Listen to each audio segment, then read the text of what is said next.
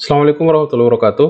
Kita lanjutkan lagi ya materi kita tentang kemagnetan, dan pada kesempatan kali ini kita akan coba membahas tentang sifat kemagnetan bahan ya. Bagaimana sih interaksi medan magnet di dalam bahan? Kalau di listrik statis kemarin juga kita telah membahas bagaimana medan listrik dalam bahan. Kita telah membahas bagaimana polarisasi dalam medan listrik. Nah, dalam medan magnet kita juga ada istilahnya. Kalau di medan listrik polarisasi, kalau di medan magnet kita sebutkan dia dengan magnetisasi, yaitu kemampuan bahan ketika termagnetisasi ya. Nah, apa sih magnetisasi itu, atau apa sih kemampuan bahan tadi ketika diberikan medan magnet luar, maka bahan tersebut termagnetisasi namanya ya. Tapi apa yang kita sebut dengan magnetisasi itu, kita akan coba jelaskan dari yang paling basic terlebih dahulu ya. Ya, jika kita tinjau suatu batang magnet, maka kita mengatakan ada dua kutub magnet ya, utara dan selatan.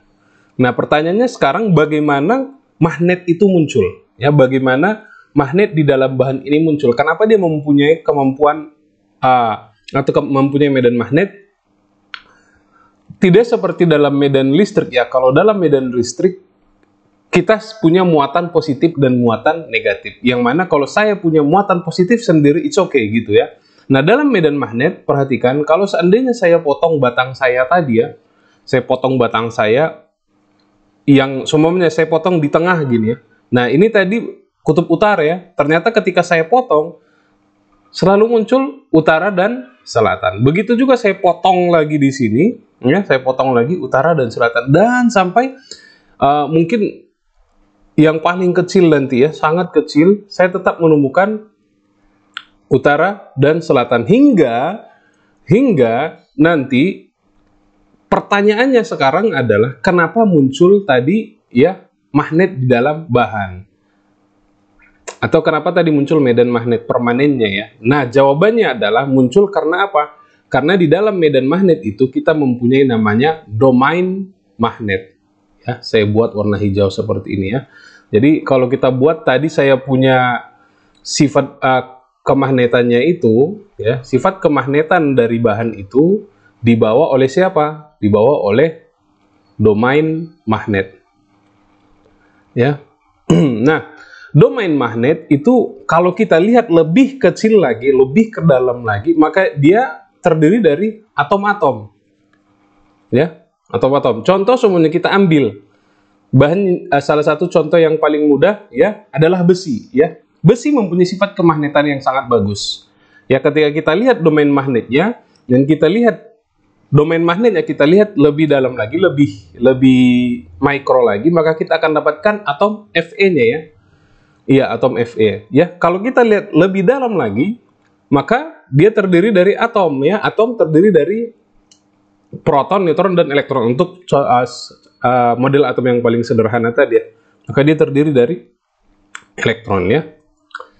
Nah, kemampuan dia tadi ya, kita perhatikan. Jadi sifat kemagnetan sebenarnya cenderung dengan adanya muatan elektron tadi ya, proton, neutron, dan elektron. Hanya saja dalam magnet kita tidak bisa memisahkan proton dan neutron sendiri ya. Jadi selalu ada atau tidak ada kutub utara sendiri gitu ya. Tidak ada.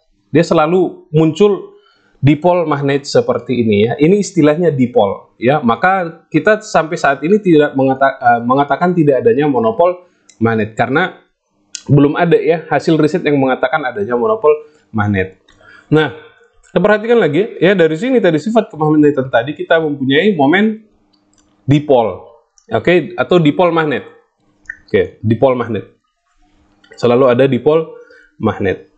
Nah, dipol magnet ini nantinya berpengaruh pada kemampuan dia untuk termagnetisasi, kemampuan bahannya ya. Oke, saya jelaskan seperti ini. Kalau dalam dalam listrik statis kita dapatkan muatan positif gitu ya, muatan negatif. Maka kita kalau untuk medannya kita selalu menggambarkan seperti ini ya. Ya. Maka kita mengatakan inilah dipol listrik ya. Nah, kalau untuk medan magnet sebenarnya hampir sama aja. Saya buat A utara, selatan, dan dia mempunyai medan magnet arahnya seperti ini ya. Nah, ini yang kita sebut dengan dipol magnet ya. Hanya saja dia nanti mempunyai sifat yang berbeda. Nah, ketika perhatikan, kita gambarkan lagi ya. Kita punya tadi suatu bahan sembarang ya. Lalu dia mempunyai arah orientasi domain magnet yang berbeda-beda, perhatikan. Ya. Nah, seperti ini gitu ya, berbeda-beda. Oke. Nah, ketika lihat satu warna hijau ini tadi mewakili domain magnet ya. Mewakili domain magnetnya. Nah, ketika kita berikan medan magnet luar ya. Kita berikan medan magnet luar B ya. Nah, kita katakan bahwasanya magnetisasi itu, kemampuan bahan termagnet itu tadi adalah merupakan kemampuan momen dipol atau domain magnetnya ini untuk mengikuti orientasi dari medan magnet luar. Oke, kita tinjau satu momen atau satu domain magnet seperti ini ya. Ya, perhatikan, yang mana ini terdiri dari dipol magnet ya. Kita gambarkan mungkin seperti ini, north, ini south-nya ya. Oke. Mungkin north, ini south-nya ya. Nah, ketika tadi kita berikan, perhatikan, ketika diberikan medan magnet luar, maka yang terjadi apa? Kalau seumpamanya ini ke sana, berarti yang selatan ini, ya kita lihat ke sini, maka yang selatan sama kayak istilah polarisasi dalam medan listrik ya. Maka kutub selatannya dia akan mengikut ke arah sini, akan tertarik, dan kutub utaranya dia akan ke sana ya, sehingga kita punya seperti ini ya. Ya, atau kita punya jadinya dipol magnet seperti ini. Ya. Lihat perubahan orientasi ya, orientasinya tadi seperti ini ya. Berarti ya, perubahan dia kalau seandainya seperti ini ya, jadi dia berlawanan ya, lihat. Berlawanan dengan arah medan magnet luarnya. Nah, ketika dia berlawanan dengan medan magnet luar, artinya apa? Artinya di sini tidak akan ada medan magnet kan? Kita buat seperti ini lagi. Ya, ini banyak ya, saya perbesar seperti ini.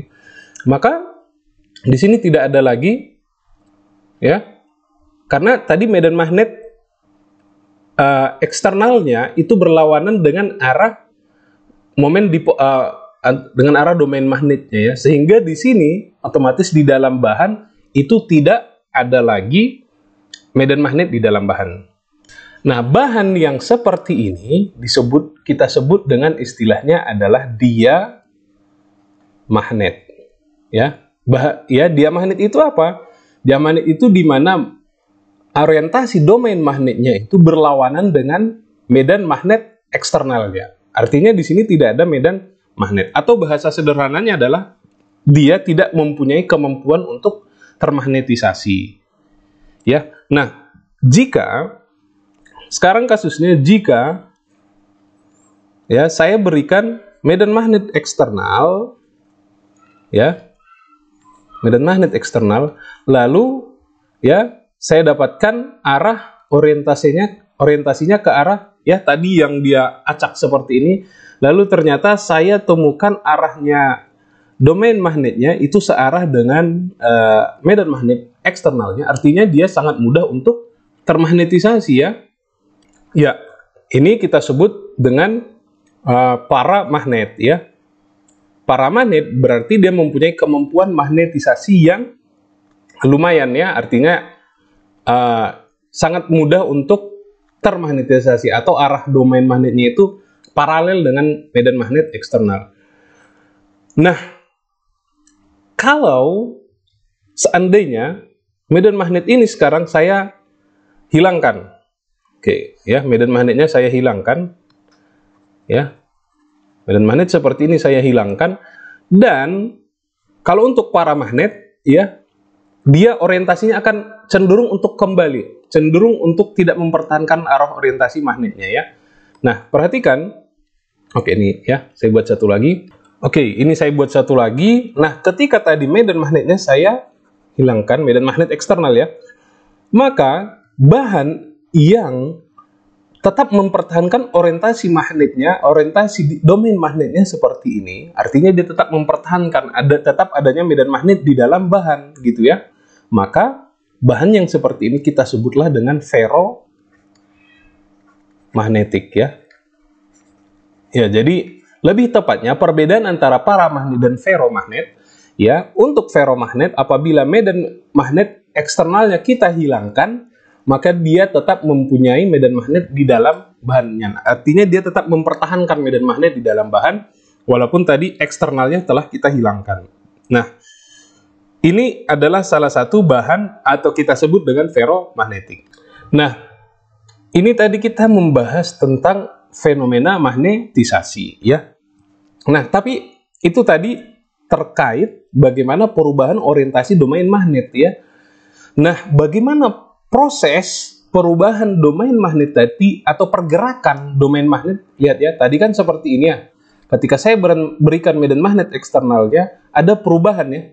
Ada perubahan domain magnet. Nah, proses perubahan itu ya,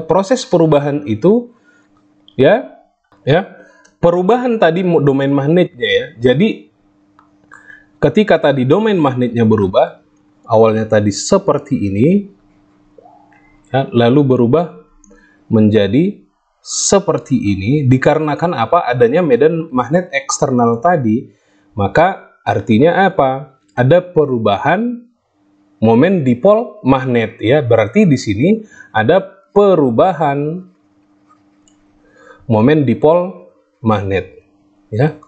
Ketika tadi dia bergerak. Kenapa ada momen dipol? Nanti akan kita bahas momen dipol magnet. Oke, nah inilah yang kita sebut dengan magnetisasi ya. Jadi magnetisasi itu sendiri adalah perubahan momen dipol magnet atau momen dipol magnet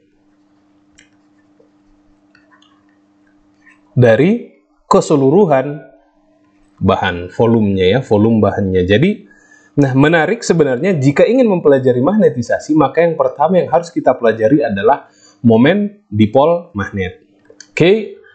Untuk momen dipol magnet kita jelaskan pada video selanjutnya ya.